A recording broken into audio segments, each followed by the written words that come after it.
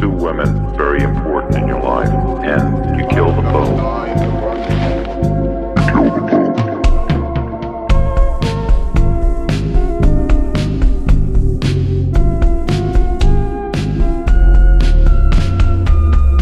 Basically, I was a normal person. Bom dia, boa tarde, boa noite, seja lá qual for o horário que vocês estiverem ouvindo esse podcast. O meu nome é Marisa e eu estou de volta com a voz normal. Agora minha voz tá normal. Quem não ouviu o episódio anterior, eu não sei se eu fico feliz por você não ter visto como é que tava minha voz, ou se eu fico triste porque você não ouviu o episódio anterior.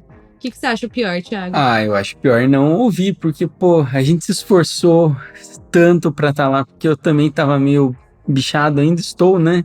Mas a gente se esforçou tanto, foi um podcast difícil de fazer por questões de saúde, mas estamos aqui. Como vocês estão, galera?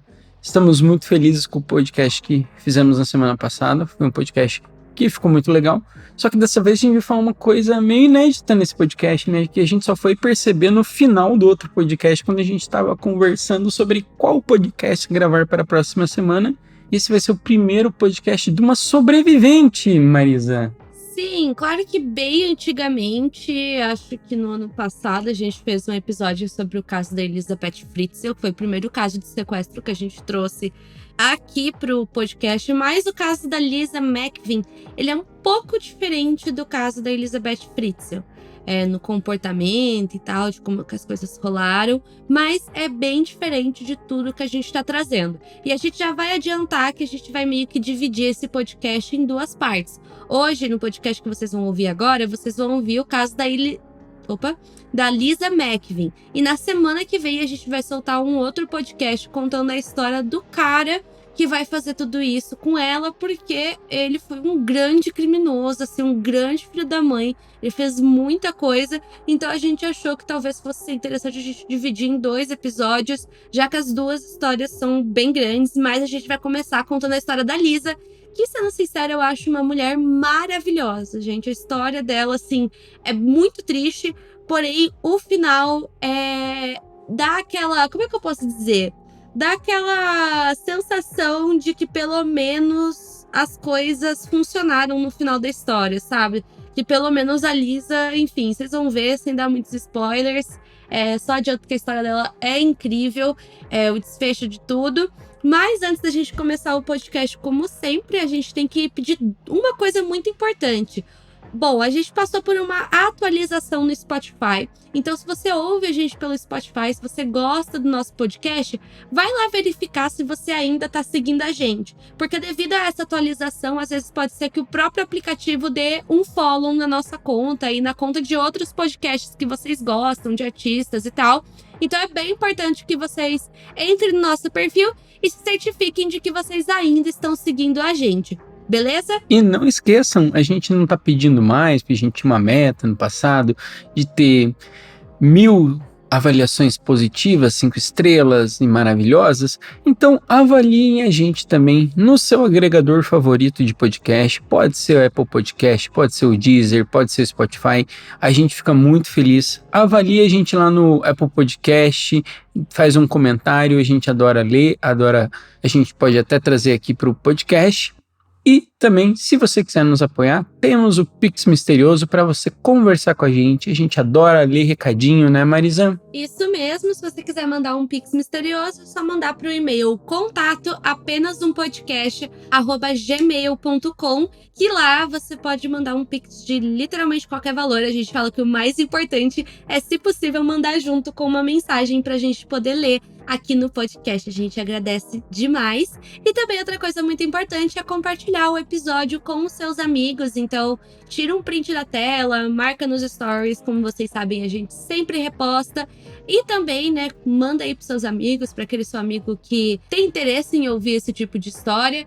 E também, se possível, siga a gente lá na rede vizinha. Sei que não estamos movimentando muita página, porém, contudo, entretanto, a gente promete que a gente vai dar uma agitada na página em breve. Beleza, pessoal? Então é isso. Vamos pro episódio da Lisa. Esperamos de verdade que vocês acompanhem as duas partes. Então vamos para a primeira parte dessa história. Atenção, o episódio a seguir contém cenas de descrição de violência física, psicológica e sexual. Se você não se sente bem em ouvir esse tipo de história, talvez seja melhor pular e ouvir outro podcast. O aviso de gatilho foi dado, então agora você continua por sua conta e risco. Vamos lá, gente. Uma coisa muito importante sobre a Lisa, inclusive que o próprio Thiago estava me falando quando a gente começou a história, é que vida sofrida. Porque, tipo assim, ela literalmente, ela só... Como é que eu posso dizer? Ela só se lasca a vida inteira dela.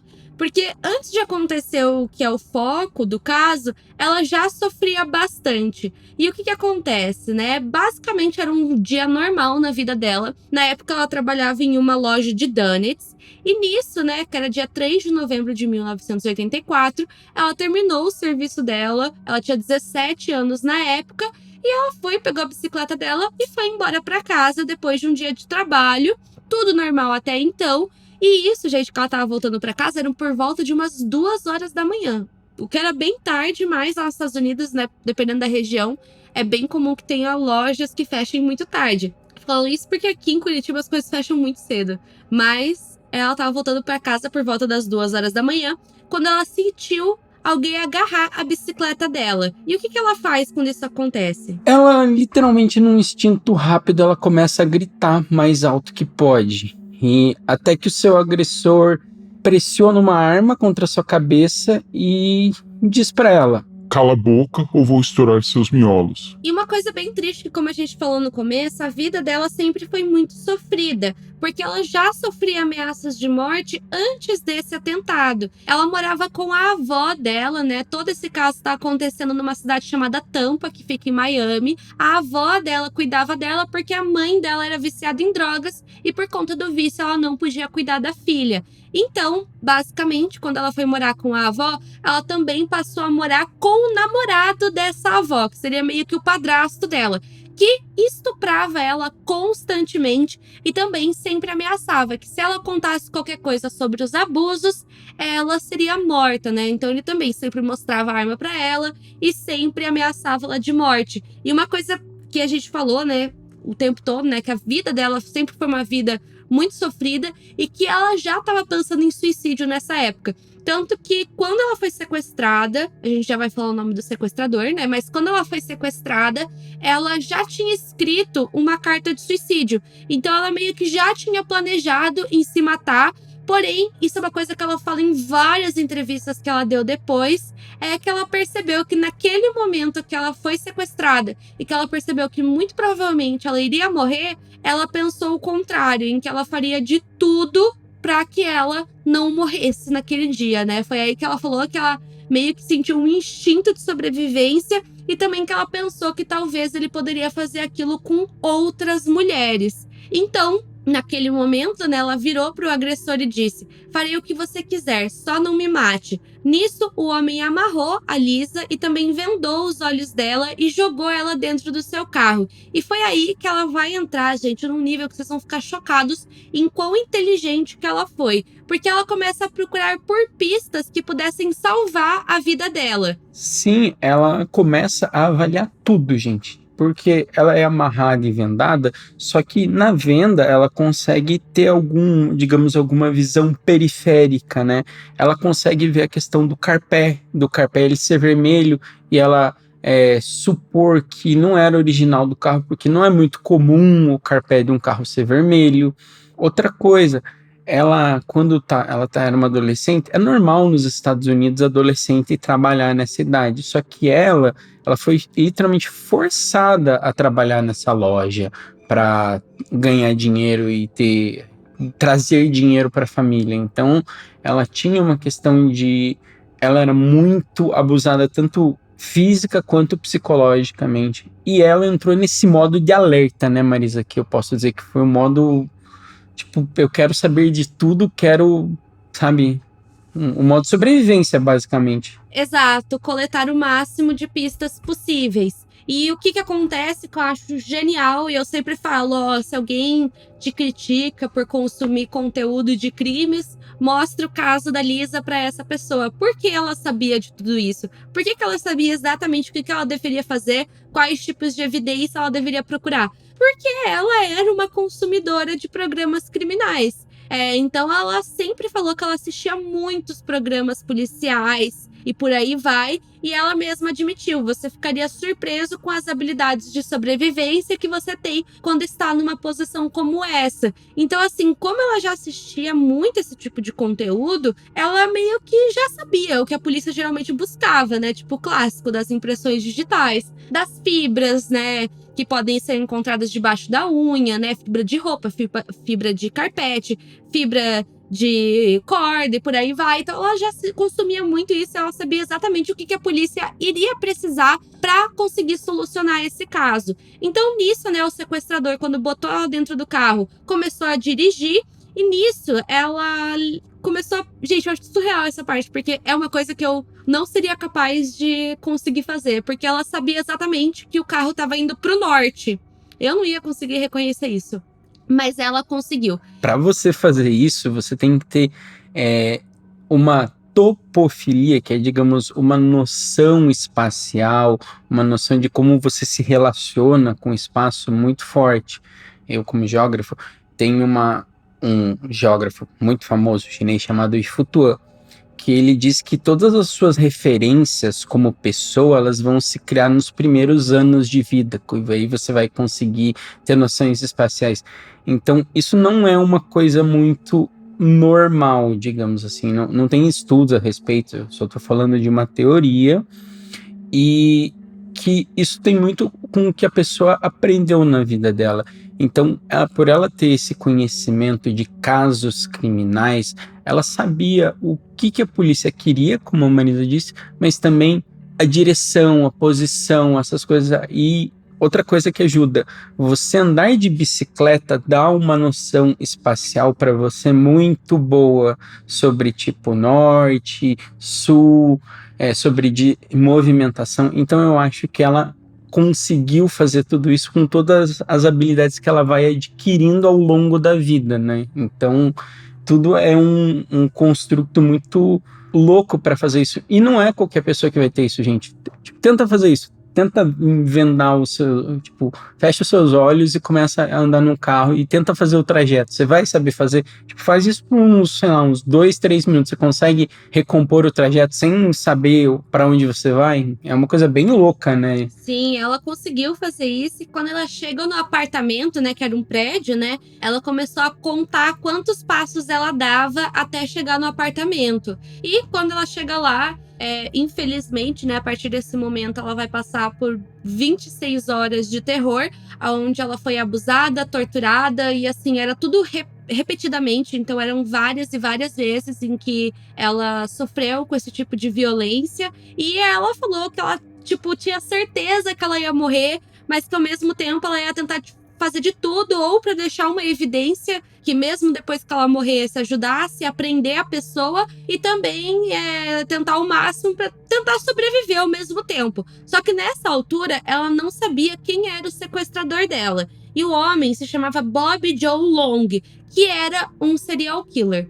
Ele era um serial killer, ou seja, muito provavelmente, né, quando vocês forem ver o podcast sobre a história dele, né, que vai sair na semana que vem, vocês vão ver que ele ia matar ela. Tá? Era bem claro que ele iria assassinar ela, porque ele já tinha matado 8 mulheres quando ele sequestrou a Lisa. E também ele já tinha cometido mais de 50 estupros. Então, assim, ele já era um criminoso que já tinha feito muita coisa. E nessa fase que ele estava na fase de começar a cometer assassinatos. Então, assim, era muito provável que isso fosse acontecer.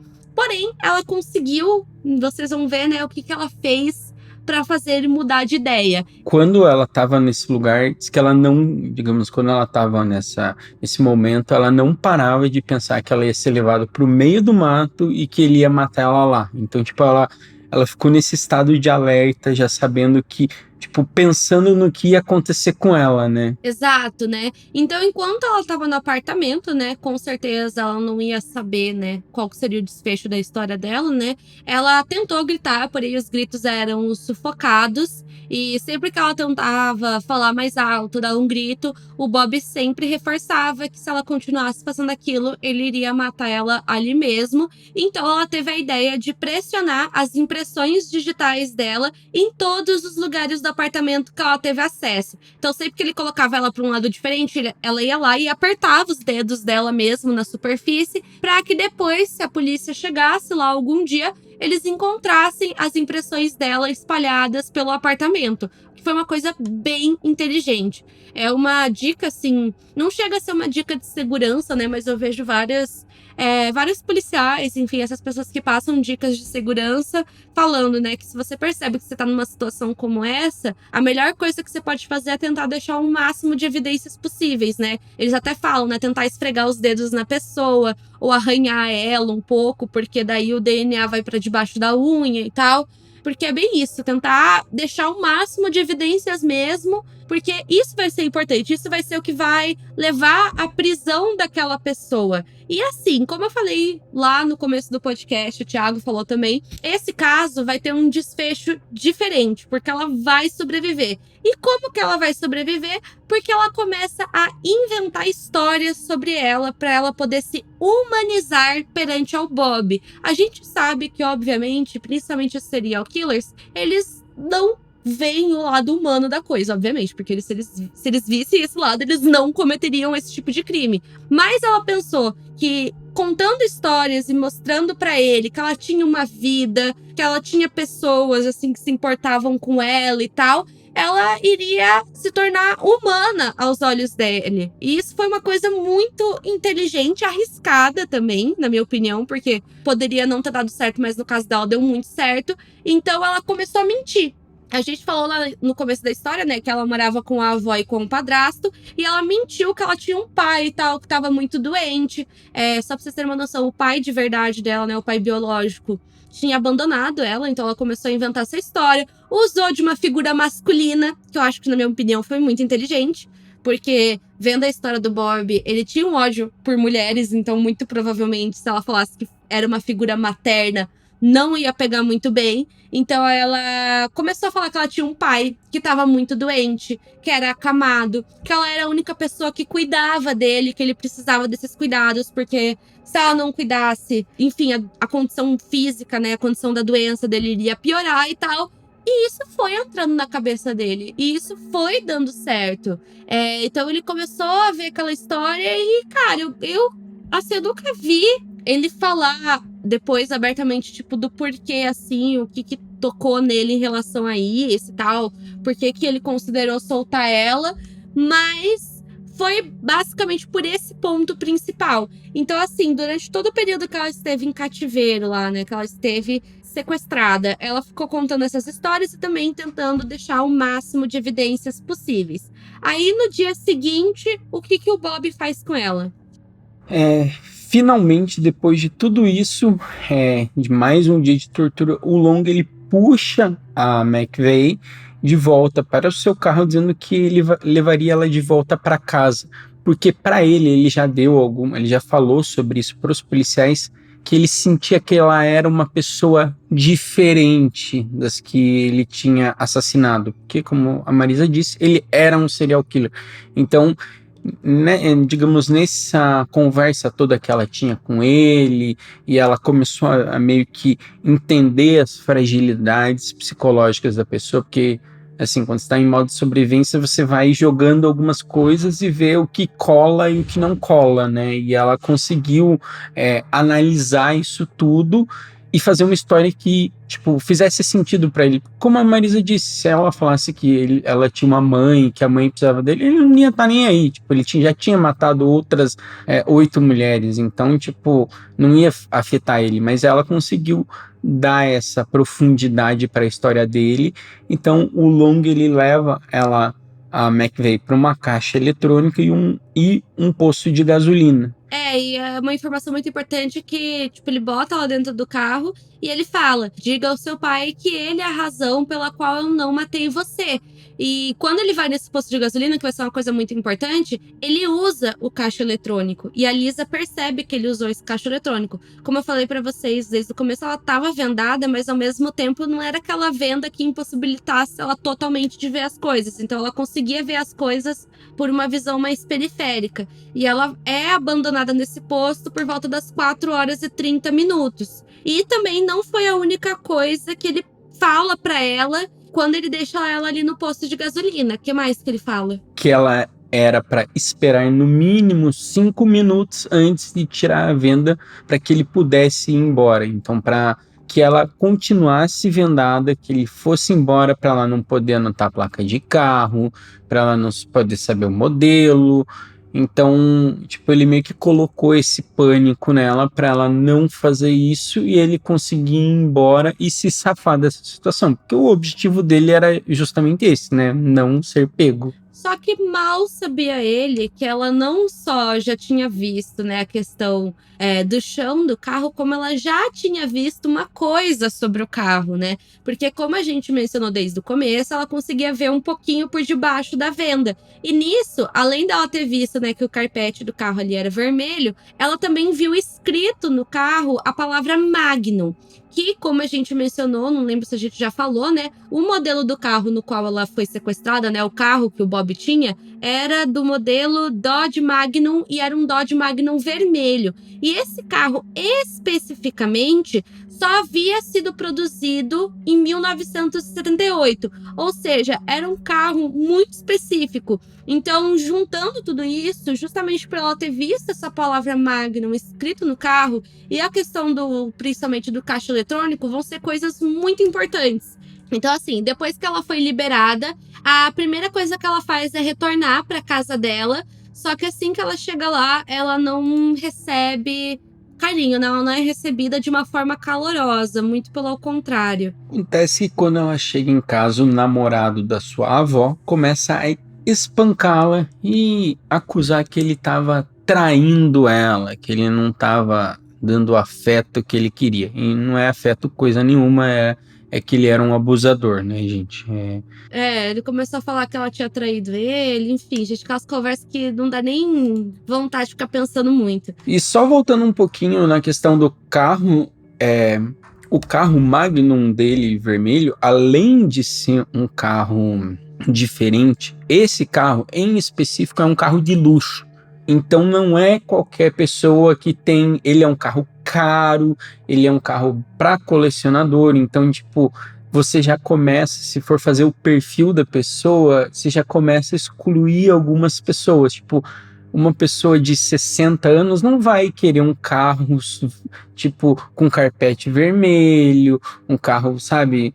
Porque tem essa questão de, os carros antigamente eram mais másculos e não sei o que. E toda a geração é assim, tipo, a minha geração tinha os carros mais másculos e blá, blá, blá, blá, blá, blá. Isso que eu gosto de carro pra caramba. Tem até um podcast sobre automobilismo. Então, esse carro que ele tinha era muito específico, então dava até para ver, se duvidar, dava para ver quantos desses tinham sido produzidos e onde eles tinham sido vendidos, sabe? Então... É exatamente isso que a polícia vai fazer, inclusive. Obviamente, ela conta pra avó e pro namorado da avó o que havia acontecido, né? Ela conta pra eles, porém, eles não acreditam nela. Depois de muita insistência, a avó leva ela pra polícia, porém ela fala que ela estava mentindo sobre o sequestro. Porém, assim, graças a Deus, a polícia, assim, no começo até a própria polícia estava meio que torcendo o nariz, mas graças a Deus, assim, depois de um tempo, eles começaram a ouvir ela, né? Eles começaram a tentar investigar, principalmente depois que ela fala uma coisa que vai ser importante. Então, assim, ela queria ter certeza que eles iam conseguir prender o Bob. E nisso, né, o sargento, que era o Larry Pringerton, que vai ser, tipo, a principal pessoa, assim, que vai ouvir ela, vamos dizer assim, né, começa a pedir pra ela contar pra ele tudo que ela lembrava sobre o ataque, tudo que ela tinha, enfim, descoberto e por aí vai. Daí que ela vai falar tudo isso que a gente falou pra gente, sobre o carro, sobre a questão do carpete vermelho. E justamente por essa questão do carpete vermelho que a polícia vai, tipo, ter um estalo. Porque como a gente falou anteriormente, o Bob, ele era um serial killer. Ele já tinha matado outras mulheres. E uma das poucas, se não a única evidência que a polícia tinha até então sobre o assassino é que em todos os corpos eram encontrados uma fibra vermelha de carpete. Então, quando eles ouvem essa informação, eles analisam o corpo da Liz e eles encontram as mesmas fibras vermelhas no corpo dela no corpo das vítimas que já haviam falecido, né, dos assassinatos que eles estavam investigando. E com essa prova em mãos, eles percebem que ela era uma sobrevivente do serial killer que eles estavam procurando. Então aí sim que eles vão insistir cada vez mais que ela falasse tudo o que ela soubesse para conseguir prender esse cara. Foi isso que deu o start, o alerta para a polícia ir lá. Então, alguns dias depois disso, uma reportagem sobre uma das vítimas de assassinato que tinha sido meio que na mesma área, ela é convencida de que o seu sequestro era um assassino, tipo, que o seu sequestrador era um assassino, né? Então, ele liga para esse sargento e aí ela fala pro Larry Pinkerton: venha me pegar, há mais que eu preciso lhe dizer. Tipo, ela sabia que ela tinha mais coisa para falar, ela sabia que aquele caso tinha alguma relação. E sim, gente, você saber sobre casos criminais te ajuda a ter esse faro de sobrevivência. Você pode ficar um pouco paranoico? Pode, mas você ganha uns pontinhos no seu nível de... Instinto de sobrevivência, no seu instinto largados e pelados da vida. Então, assim, ela conta com mais detalhes ainda sobre a sua experiência com a polícia. Inclusive o Larry, né, o sargento, ele até coloca uma proposta para que eles hipnotizassem ela, para que ela passasse por uma sessão de hipnose, para ver se ela conseguia se lembrar de mais alguma coisa que tivesse ali no fundinho da mente. Porém, o namorado da avó se recusou a conceder a permissão para que ela fizesse essa sessão de hipnose, né? Porque ela tinha 17 anos, ela ia precisar de uma autorização para fazer esse tipo de sessão. E nisso que ele proíbe ela de, tipo, meio que continuar ajudando na investigação, que ela vai lá e conta sobre os abusos que ela sofria nas mãos desse homem. E assim, gente, já adianta, em uma cajadada só, ela vai conseguir prender 2 abusadores. Então, eles prendem o namorado da avó dela, ele vai preso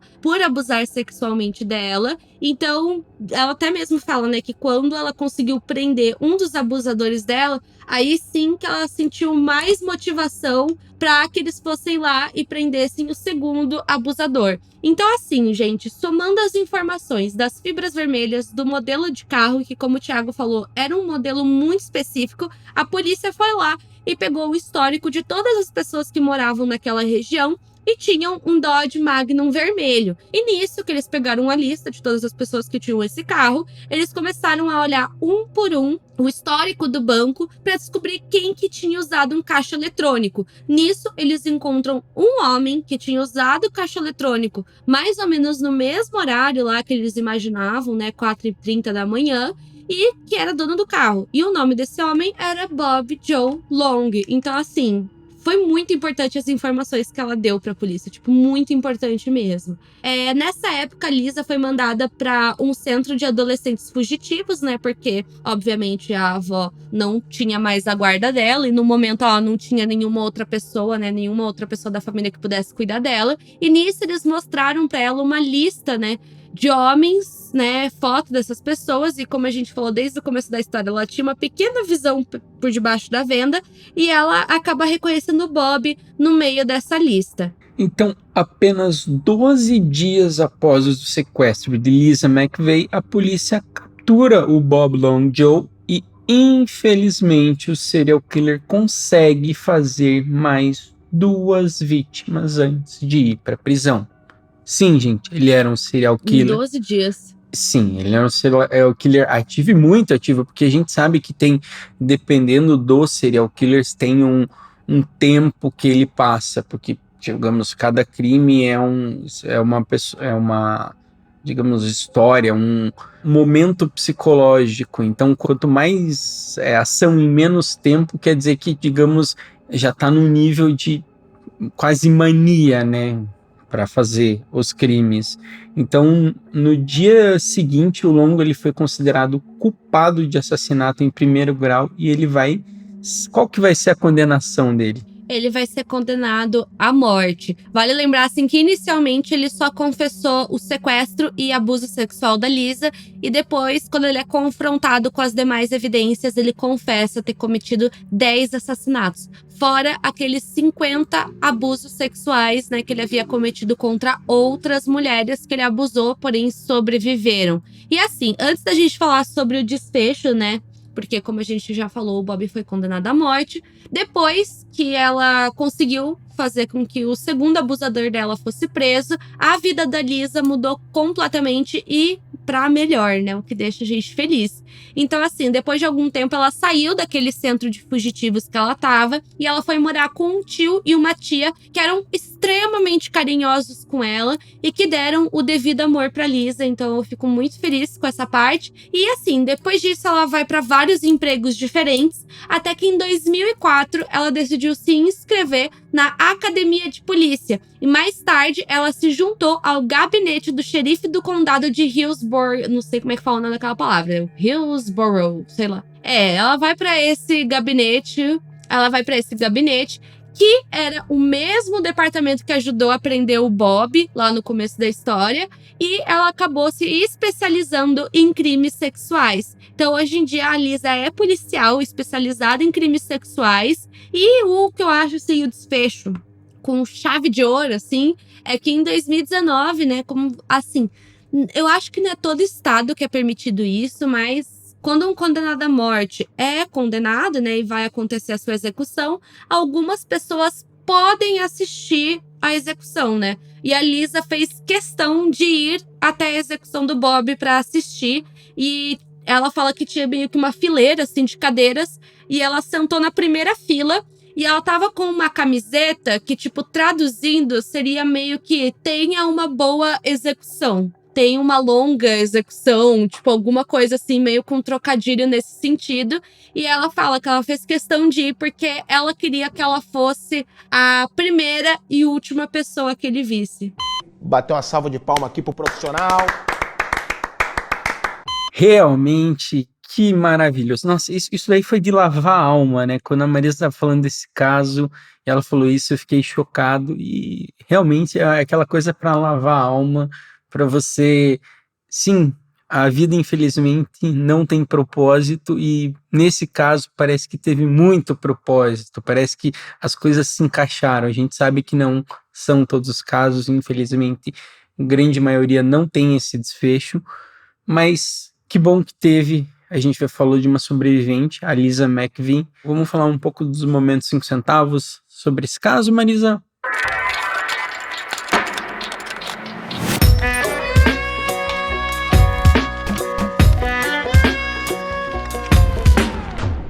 Lembrando que semana que vem sai a segunda parte com a história do Bob, que, como a gente falou, era um serial killer. Então, pra quem quiser saber mais detalhes da história dele, não percam o episódio da semana que vem, na segunda-feira, 11 horas. Horário do almoço do trabalhador brasileiro. Então, vão lá conferir o próximo episódio e vamos pro momento 5 centavos. Bom, Thiago, fui eu que te introduzi esse caso, você não conhecia, eu lembro que eu te contei um resumão dele. E eu queria saber, tipo, qual foi a sua primeira impressão, assim, de conhecer esse caso e tal, como que você se sentiu, como é que foi? Primeiro, uma tristeza desgramada, como eu tava falando antes da gente começar a gravar. É muito difícil, porque tem a questão do abuso. Tipo, eu fiquei pensando, já sabia como era ser abusado, isso é horrível. Então, pessoas, se você tá sofrendo algum abuso, fale. A coisa mais importante é falar. Eu sei que não é fácil, é muito difícil. Eu sou homem, então tem uma grande diferença entre ser mulher e homem. A gente sabe que tem muito essa questão de gênero. E eu fiquei muito chocado, sabe? Mas outra coisa que eu fiquei muito feliz foi que, assim, em muitas vezes, por muitos amigos, eu sou questionado por que diabos eu falo sobre o caso criminal, por que diabos eu gosto disso. As pessoas não entendem, não veem propósito no que eu tô fazendo. Muitas pessoas já vieram, tipo, acusar a gente de fazer coisa errada, dar palco pra assassino, falar um monte de besteira pra gente. E eu e a Marisa, a gente tem uma coisa muito consolidada na nossa cabeça, que a gente tá aqui para ter um propósito. Eu sei que isso parece um papo meio coach, mas é verdade. A gente está aqui para falar de casos criminais com qualidade, às vezes de uma maneira um pouco mais leve, mas dando a seriedade que o caso precisa, sabe? E nesse caso eu vi muito isso, sabe? Como ajudou ela, como isso é importante, como, sim, você tem que consumir outras coisas além de true crime. Você tem que sair da bolha. Você tá numa bolha, nunca é legal, sabe? Porque você meio que se isola nessa bolha e vive só desse mundinho. É legal você ver outras coisas, experimente outros podcasts, veja outras formas. Mas é importante ver caso criminal por causa disso, porque existem pessoas más lá fora. Tipo, a gente não pode viver num mundinho poliana achando que tudo tá certo. E acho que nesse caso a Lisa, ela soube fazer tudo isso. Ela soube analisar a situação, ela soube usar as experiências ruins que ela teve para conseguir ajudar a polícia, para conseguir sobreviver. Então, no final das contas, foi um dos poucos casos que eu saí assim com uma alma lavada. Eu vou confessar que essa parte eu ainda fiquei muito tranquilo, feliz, e a parte final eu achei maravilhoso, porque assim, ela levou o rancor ao nível extremo e tá correto. Como é que é? O pessoal fala, você tem que perdoar, você quer tem que perdoar nada. Não, se te fez mal, você não é obrigado a perdoar, tá, gente? A gente tem essa coisa, porque é parente, fez alguma coisa que você tem que aturar. Não, você não tem que aturar e você não tem que perdoar também. Tá tudo bem guardar um pouquinho de rancor, claro. Não leve esse rancor ao ponto de você se autodestruir, de você destruir uma pessoa também, né? Tipo assim, eu já recebi muitas críticas por falar sobre casos criminais. Que o pessoal fala, porque trata que nem entretenimento. Como vocês sabem, eu faço live de casos criminais. Já recebi críticas por fazer as lives, né? Falando que eu trato os casos como entretenimento. Eu não vejo que o propósito do nosso podcast e o meu propósito seja tratar casos como entretenimento, mas sim de alertar, gente. Eu sempre recebo isso, né? Porque eu tô postando alguns vídeos sobre linha direta e tal. Aí o pessoal sempre comenta que é um absurdo o Globo ter voltado com esse programa, que só traz coisa ruim, não sei o que. Gente, a vida não é uma florzinha cor-de-rosa, não é? Claro, assiste essas coisas, né? Esses programas, esses documentários, esses podcasts, quem se sente confortável, quem quer, certo? Ninguém é obrigado a consumir esse tipo de conteúdo. Mas a gente fingir que o mundo é perfeito, que o mundo é legal, não dá certo. A gente tem que saber o que tá acontecendo e a gente tem que saber a índole das pessoas. Porque eu acho que uma coisa que os casos criminais mostram pra gente é que ninguém é confiável. Ninguém é confiável. Quantos casos que a gente já não viu de, tipo, famílias que deu alguma coisa ruim, amigos que traíram amigos, enfim, gente, a gente percebe que às vezes nem nós mesmos tá dando pra confiar. Então, assim, é muito importante a gente pelo menos ter uma noção de que coisas ruins acontecem, sabe? Mas é aquela coisa, claro, às vezes produzir esse tipo de conteúdo é muito pesado pra quem produz também, né? E às vezes eu percebo que às vezes eu e o Thiago, a gente tenta, claro, sempre tratando as coisas com seriedade, mas também às vezes uma leveza que eu sinto que é até pra gente. Claro, quanto mais a gente pesquisa essas coisas, eu sinto que mais a gente vai meio que criando uma casca. Não que a gente não se sensibilize, não que a gente não tenha empatia. Com certeza, acima de tudo, que é o que eu sempre falo. Mas é aquela coisa, a gente também, né, tem que se distrair, né? Por exemplo, eu acho que o único podcast que eu escuto mesmo é o Picolé de Limão, porque eu adoro uma fofoca, esse tipo de coisa. Eu consumo outros conteúdos, eu adoro um Discovery, eu sempre falo isso pro Thiago, eu adoro um Discovery, eu adoro assistir um programa muito vagabundo, muito idiota, pra dispersar a mente, pra me alienar. Se alienar é bom, gente, se alienem. Assistam um programa, uma guerra 90 de dias cupcakes. pra casar. Assistam, 90 sei lá, dias pra casar. Mukiranas. Cupomania. Isso, faz bem pra saúde. Ver pessoa sendo deportada no aeroporto. Faz bem pra saúde. Faz bem, pô, faz bem. Largados e Pelados, que todo mundo sabe que é extremamente falso. Trato feito. Faz bem pra saúde mental a gente consumir esse tipo de coisa, mas também faz bem a gente ter noção que o mundo, gente, eu não acho que ele tá necessariamente perdido, mas que o mundo tem muitas armadilhas espalhadas e que a gente tem que se cuidar. A gente tem que saber quais são os canais que a gente tem pra buscar ajuda. A gente sempre fala do 180 pra violência contra a mulher e violência contra a criança. Tanto que, assim, nas lives mesmo, às vezes eu comento sobre isso, eu fico chocada que tem muitas pessoas que não sabem o número da polícia, tem muitas pessoas que não sabem o número pra pedir uma ambulância.